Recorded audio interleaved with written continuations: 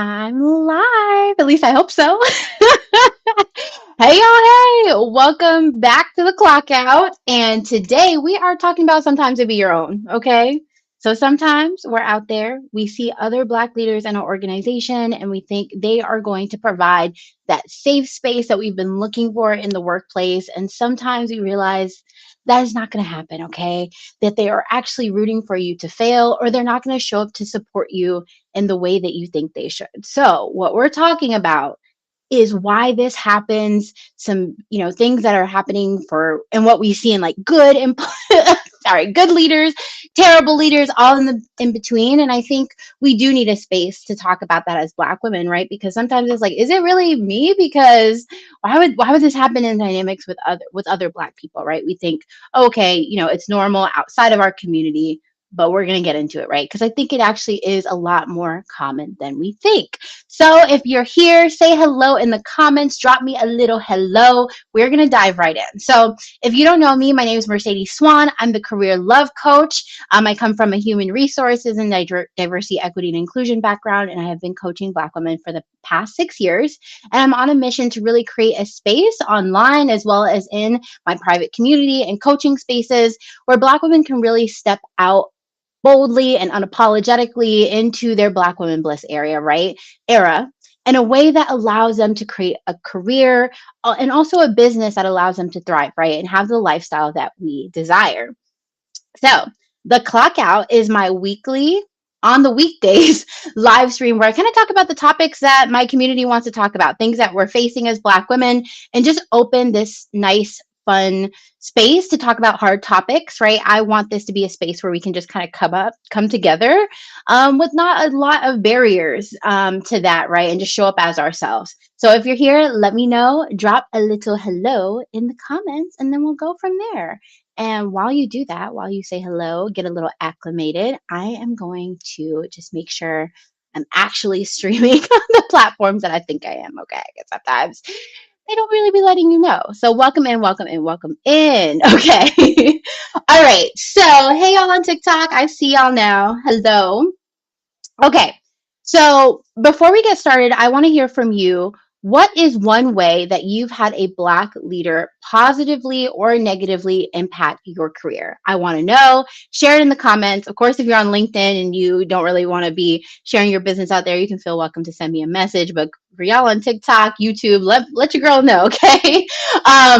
But hey, hi, Damien. Yes, I just started. We are talking about sometimes it be your own, okay? Sometimes we have really negative interactions with the other Black leaders in our community. So we're talking about what that looks like, why it happens, what are some of the good traits of other Black leaders that we've worked with, and kind of wrapping that up to kind of talk about how we can be better leaders in the workplace. So hey, y'all, hey. Okay, so I always like to start with a story, okay? I always like to kind of talk from my own experience, right? Because I think in the workplace and when we're interacting with others, we often get gaslit, right? They're telling us like, oh no, these things aren't happening. Oh, that would never really happen to, other leaders. Other Black leaders wouldn't do that, right? But it happens all the time. Black women get on my phone on a call and they're like, I can't believe this happened, right? So I'm going to talk to you about my worst leader that I've worked with and also another dynamic. And I'm also going to talk about some of the best leaders that I've worked with that were other Black leaders and really what dynamics I face when I was interacting with them. Okay. So the first one, I'm going to start off with the bad. Okay. The bad, the ugly, we start off with the bad and the very, very ugly. Because this experience in my career actually led to me being diagnosed clinically. So I had a clinical diagnosis for anxiety and depression. And so when this individual initially joined the organization that I was working for, I was so excited. I was so excited to see another Black woman in leadership. I was so excited to be working with this individual. And also in, what we always call the honeymoon period of any role or transition, right? I really felt safe. I felt supported. I felt seen. I was super optimistic about my role.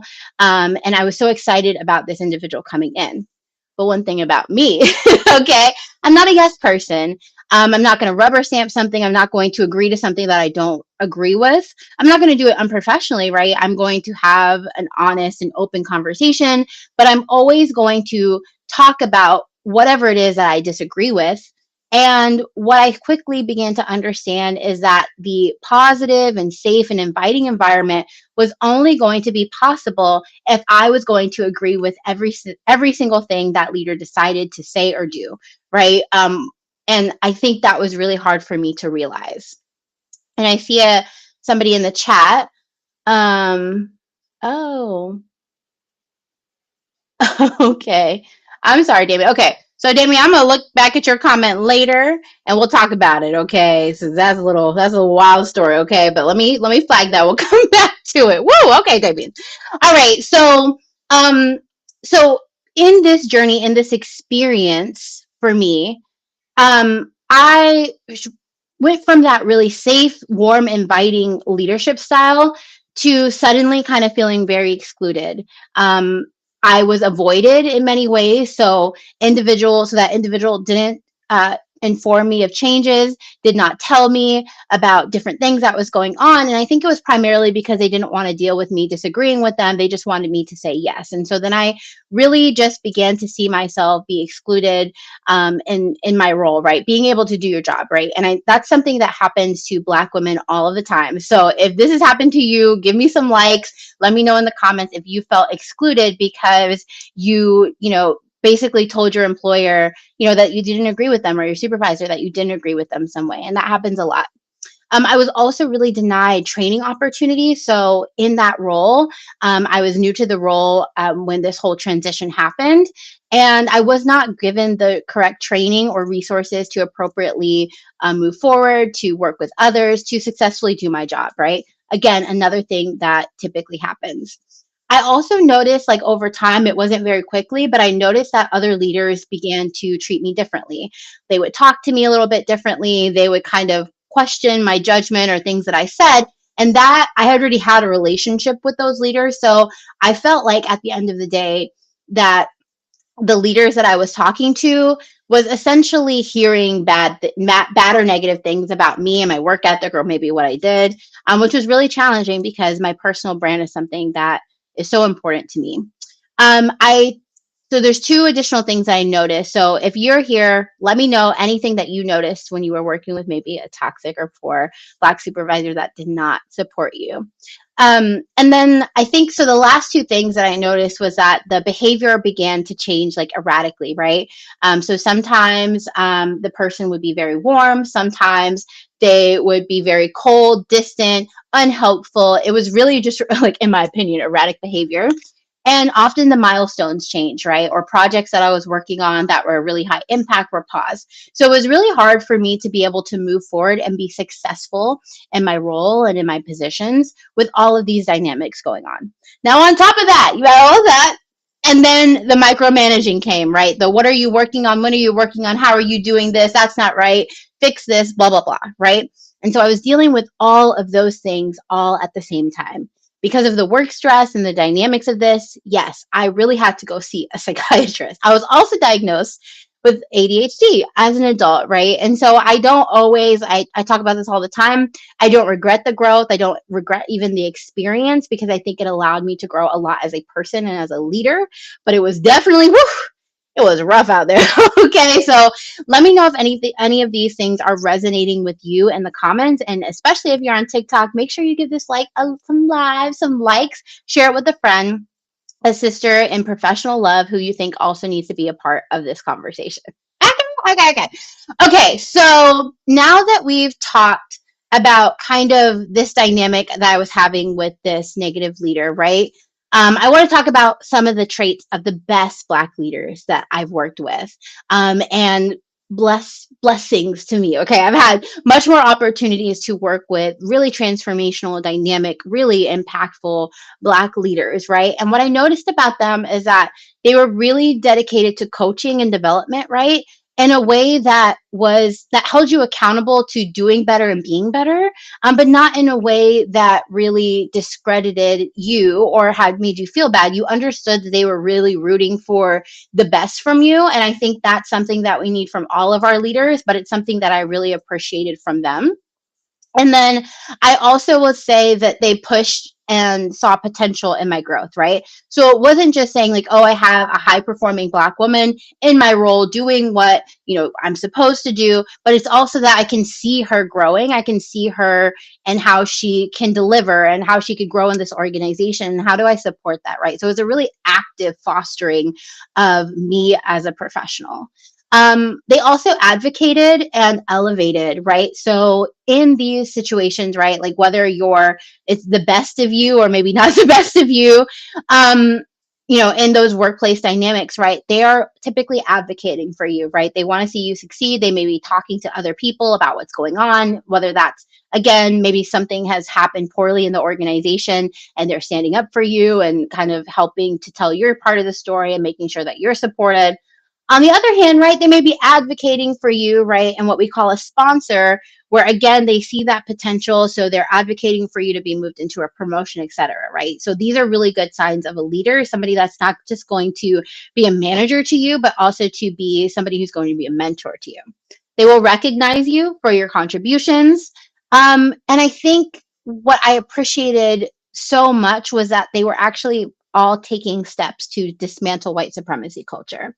Now, if you haven't heard about white supremacy culture before, and this is like a new word for you, often, right, in our context where we are, there's a dominant culture, right? There's a culture that we adhere to. It's our beliefs, our norms, how we identify, right? And often because we live in America, now white supremacy culture is not just limited to America, right? But because of that, the culture that we've grown up with, particularly in racism and in a systemic way, impacts all of us at work, whether or not we're white, whether or not we belong to that culture, or whether we're quote unquote dismantling it, right? Which is really understanding how it impacts all of us in our day to day and what we do and who we are.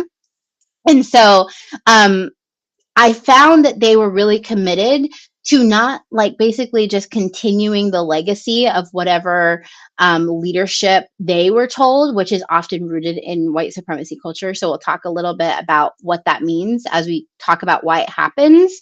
But it's often that they're actively they're changing the status quo to allow us to work and exist in the workplace in a better way, as everyone deserves to work in a great organization and a work culture, but in a way that allows people to really show up as and allows Black women to show up in our Blackness and who we are, right? And so I absolutely love, love, love that about them. I also love that they didn't separate who they were and their Blackness, right? So who they were as a Black woman, as a Black professional, showed up in their work. They talked about it. They talked about their experiences, how it shaped them as a professional, how it shaped them as a human, and really brought that to work in a way that allowed them to be better at what they did.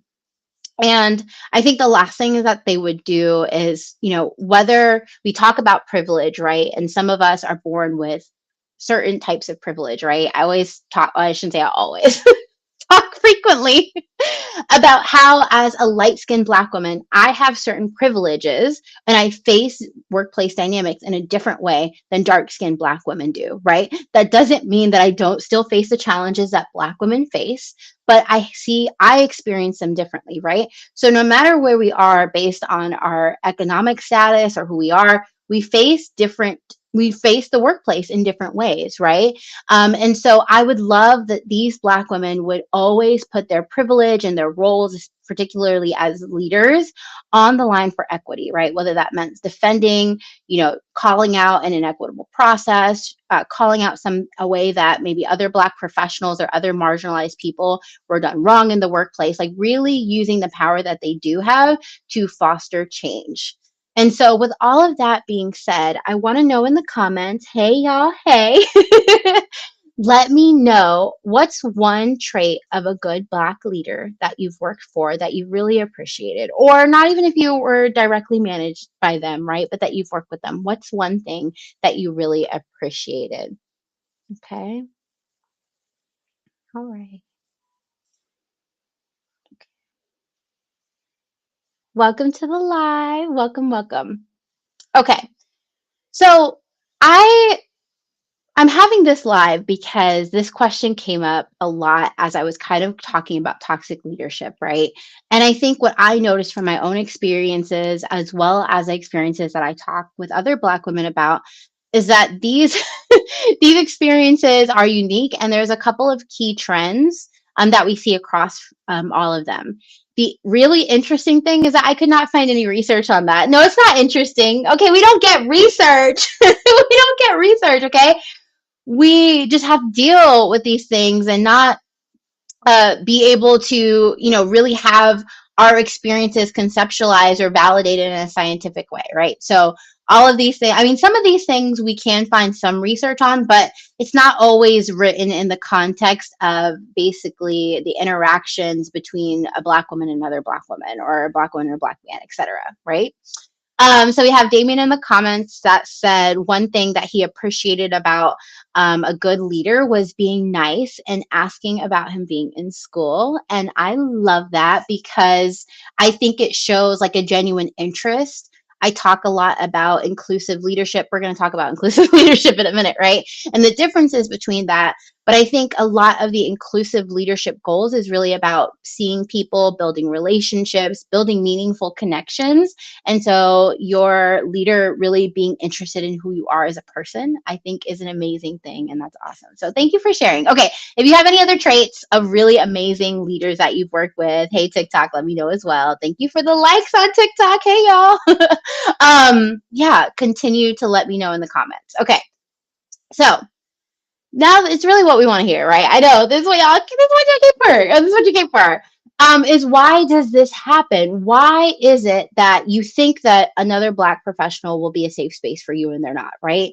And even more so, like, why would they do this? It doesn't make any sense, right? What about the community? We need community, right? We need our Black leaders to basically help pull us up, to help develop us to get to where we are, right? For the representation, right? So it's really shocking when these types of things happen. And again, like, from my own perspective, like 100%, it is. It's traumatic. Okay. Um, so let's talk about why this happens. So one of the first things I think is that we're modeling leadership. So essentially, as we grow professionally, right, we move into management. So as somebody who moved into management, right, if I had modeled the leadership style of the leaders that came before me at the time that I moved into HR, I'd have some really bad examples for most of my career, right? I have worked with some really lovely, fabulous leaders, but if I really were to take the sum of everything, oh my gosh, people would have hated me. And I'll have my transparent moment later. Like, I wasn't always the best leader, right? And again, I think that's because we have to be really intentional about what we're modeling, right? And so I think the key difference here is that I had a leader who was a good leader, who was inclusive, right? Asked about me, cared about me, wanted to see me succeed, whether I was working with them or not.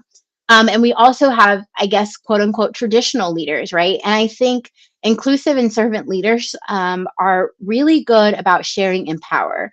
They're good in motivating a team. They're relationship oriented, right? And they're growth oriented in a way that like figures success and kind of gives this autonomy, right? This self advocacy and agency to each person that they lead, right? And like it also accepts them for who they are, right? So if you've had a leader that you felt like really accepted you for who you are, like let me know in the comments. And then I feel like traditional leadership styles, which again, when we talk about white supremacy culture, has most, in my opinion, I've most seen this from the leadership styles of white men, right?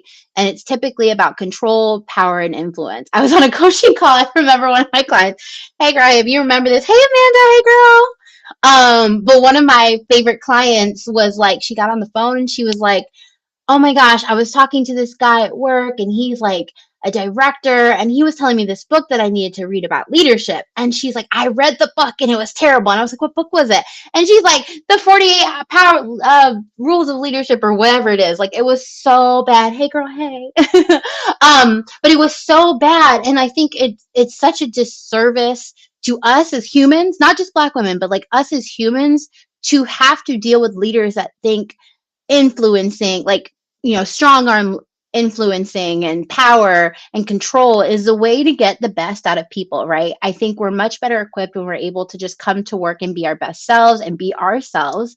Not have to be manipulated, okay? So don't read that book, okay? We're throwing that leadership style out out of the window, whatever. Okay, so the second one is like initiation. And I really don't know the right term for this. I don't know if there's a scientific term for this. There probably is. But I think it's the thought that, well, I did this and I had to learn this. And so do you, right? And it's a requirement for you to go through this, right? So I want to give the Black leaders who have come before us some grace in that they didn't have the dynamics, right? And often they built these dynamics for us to come after them, right? It's like, oh, well, I'm breaking, I'm breaking ceilings, I'm opening doors, I'm doing all of this, I'm trying to make it forward. I had to do this to do it. And so you can do it this way too, right? But as younger and emerging talent, right, we don't want to do it that way, right? We've seen what we need to see. We've seen the toxicity, the trauma, the stress, the anxiety, the depression, right? If you're me, all of the above, and you don't want it. And so when you go in and you're like, I want to do this a different way, they're like, no, no, no, you have to do it this way. And they're trying, and I think in a very well-meaning way, they're trying to help you, but they're not. And so I think it's kind of this way of like, in order to succeed, you have to do this the way I've done this because I want more of us here, right? And I think some of that is very true to wanting to be helpful, but it's in my humble opinion. So let me know, have you had a leader like try and initiate you to the way that they had to go through the ranks? Like, because it's traumatizing. It's traumatizing. And I've heard this like in a variety of ways from other people, but like we're not going to go into all the detail. Okay, so the next one is proximity to power and like tokenism, right? So put yourself in the shoes of like a Black leader, a Black woman in leadership, right? Who is a CEO, who is a vice president, who's in the boardrooms, right? And she's probably experiencing in many ways power that she may not have ever experienced before, right? Autonomy, power, ability to drive change, decision making, even respect, right? But in most cases, she's typically the only one. And so we have dynamics like tokenism where that individual is put on a pedestal and also seen better than the rest, right? You're the token of society in this group, right? So it's only you. And not only do they like bear the burden of being the only one, but they're very often in situations like the glass ceiling and what we talk about, where Black women are put into leadership roles during times of trouble, during times of change, right? I even think about my career when I first moved into management. It was right after COVID. So my team was a couple months into COVID when I was promoted into the position. And in many ways, like I was navigating things that we had never navigated as a team as my first time being in management role, right? And so this often really impacts Black women and how we are treated and seen in the workplace, right? I also think that the proximity to power as well as the tokenism, right? Being on the pedestal also like creates this dynamic of tension and competition, right? Where it's like, oh, well, if you're reporting to me and you don't agree with me or you don't see the things the same, like it's not a united front, like you're not going to just be in agreement with everything, then you must be my competition. You must not support me, right? And so I think because the competition or because the differences in who people are and how we navigate the workplace seems like you could lose power, or maybe this person may be seen as more competent or more impactful or transformational, however you want to look at it, right? Gets more stuff done. I think that's where we get some of that competition as well. I also see that like there is kind of this dynamic of how much you show up with your Blackness to work, right? And I think I've seen in the cases of the leaders who I feel like were not as supportive as to me, really did leave some of their Blackness, I don't know, in the closet, outside, in the car, well, at the door before they walked in. And kind of, we talk about code switching, we talk about the challenges that we have of being ourselves at work and feeling like, oh, we won't get that promotion if we talk how we normally talk at work, or if we do what we normally do at home. Not that we're bringing ourselves home, but you know what I'm trying to say, right? Like we can't really show all of who we are as a person, right? And I'm a person that believes like we should be able to show up as our full authentic selves, right? It doesn't mean that everything we do at work we do at like at home at work, right? But it just means that we're showing up without having to sacrifice pieces of ourselves to move forward, right? And so I feel like for those that I worked with, they were more they were more interested in adhering to the norms of what's needed in the workplace in order to be promoted and to advance rather than having people be comfortable with their blackness, right? And I think that's a challenging dynamic to manage. Again, if we think about historically, like what we needed to do in order to be successful in the workplace as Black women.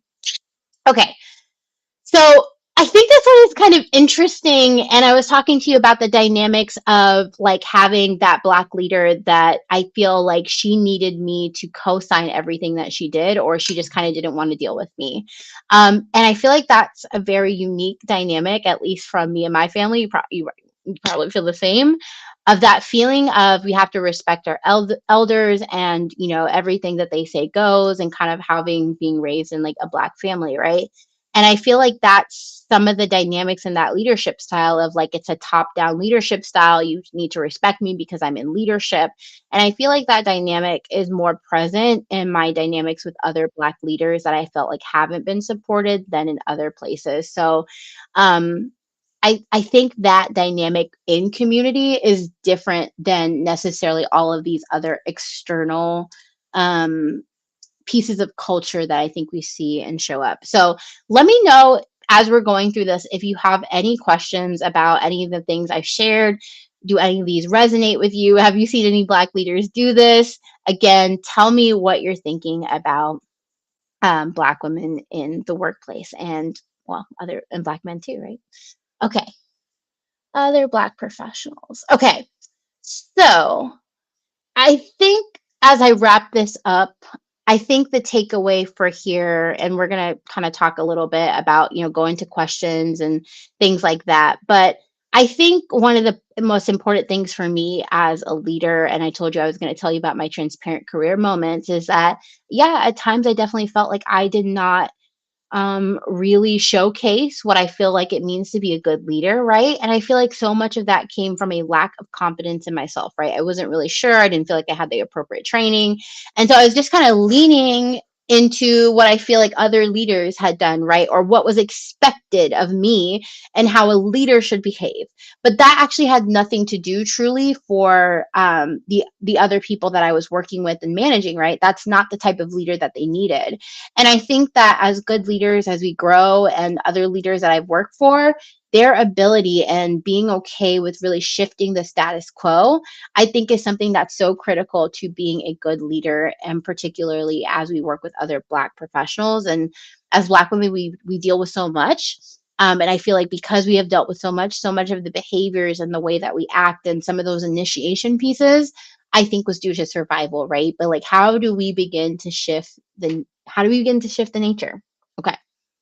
So, one thing that I've committed to doing to just be a better leader or better support for other Black women in the workplace is anytime I hear somebody else talking poorly about a Black woman in the workplace, I often ask questions about why they feel that way.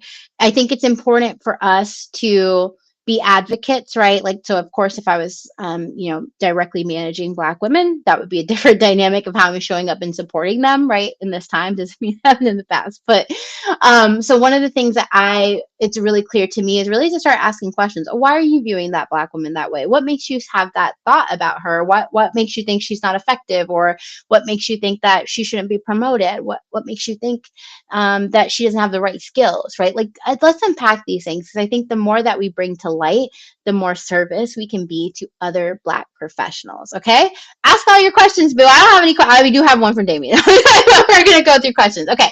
So before I go to questions, if you are really enjoying this conversation, like, make sure you like and subscribe.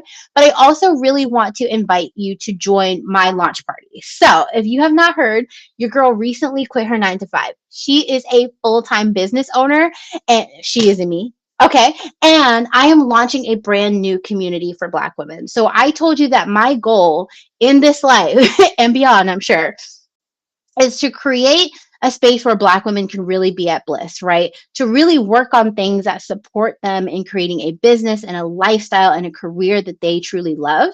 And I'm creating this community for that space, right? So a lot of the same conversations, content, but in a deeper level with very intentional resources and guidance, and even coaching and meetup opportunities are going to be available.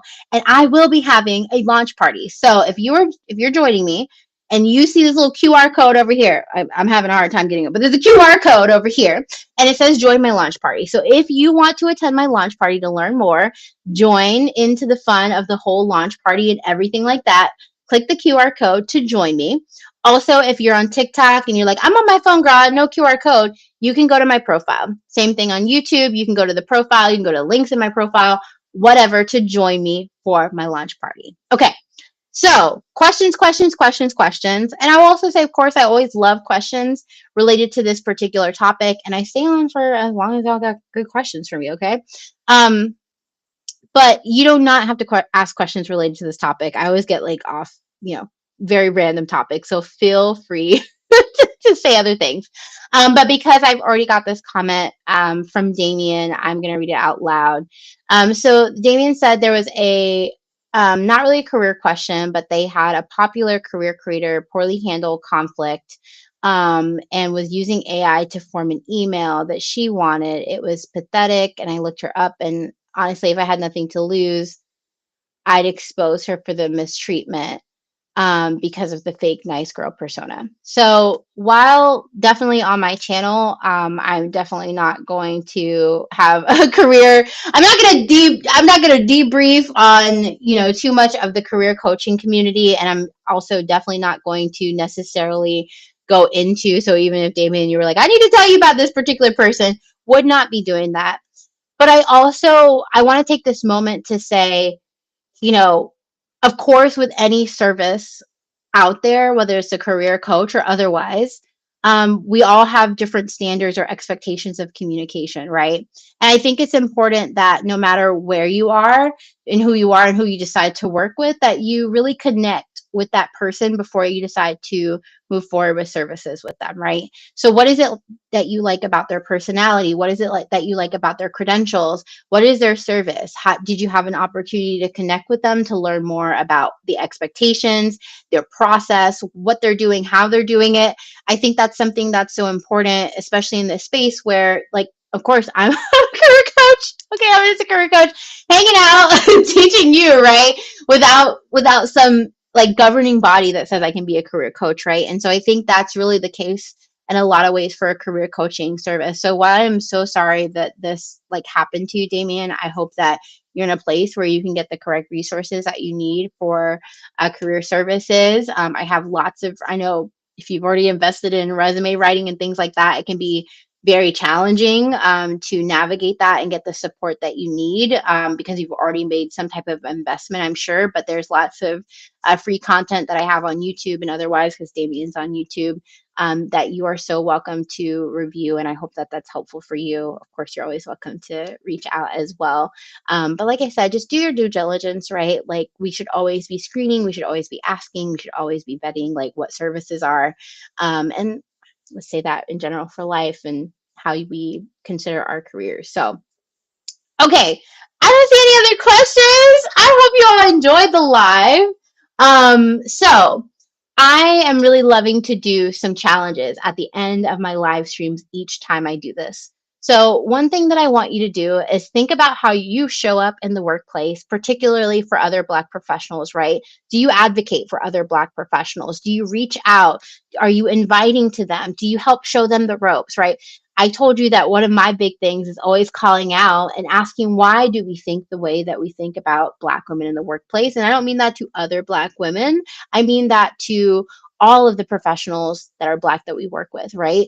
But I would say this. Think about what it might mean for you to show up differently at work. What would it mean for you to support and advocate for other Black professionals in the workplace? And I want you to let me know in the comments. Okay, be accountable to that, right? If you can't think of something right now, just let me know. Oh, hello, purpose-minded woman. Welcome to the live, girl. Welcome to the live. You're a little late. That's okay. I love you still. That's my mom. Okay, so I want to hear. And if you don't think of it now, you can always send me a message. My DMs are always open, or you can leave it in a comment after this live. So, with an abundance of really just gratitude for you spending 35 minutes, almost 35 minutes with me, I just want you to know that I love these conversations. I love that we're having this space. So, let me know if there are any other, different types of things that you want to chat about, things that you want to know about as you build your career and your business. But all of that being said, thank you so much for spending this evening with me. You can find me tomorrow in another live stream of the clock out. What are we talking about? We're talking about HR next time. Okay, we're talking about why HR is not your friend. And I say that as somebody in human resources because I want HR to be your friend. I often feel like for professionals, for Black professionals, I was their friend. But I know that's not always the case as you navigate the world, right? And I've just heard some truly terrible horror stories, and I mean horror stories from Black women and navigating their career and dealing with HR professionals. So we're going to talk about really what is going on, why HR is not always your friend, and how you can really stand up for yourself and navigate HR processes so that you can move forward successfully in your career, particularly when you are not having a good time. Okay. All right. Any other questions? I don't see any questions, but thank you. I'm about to shut you off as soon as y'all join the live on TikTok. I know TikTok likes to send it out later, but I appreciate you all. And one more reminder, join my launch party here, right? We're going to have so much fun. I'm going to be sharing a lot about how I built a successful career, how I exited that career, how I built a successful business, and how I think this is really enabling me to live my best Black woman career love, business love life. Okay. And I think that, again, as Black women, more of us need access to that information. So I'm really excited to be having that launch party where I'll be sharing all of that and also building the community where I'll be sharing that more in an in depth way with the beautiful, ambitious, high performing Black women that choose to join me on that journey. So, okay, I'll see you in the launch party. Link in profile, bio, wherever you are. I will see y'all tomorrow. Bye.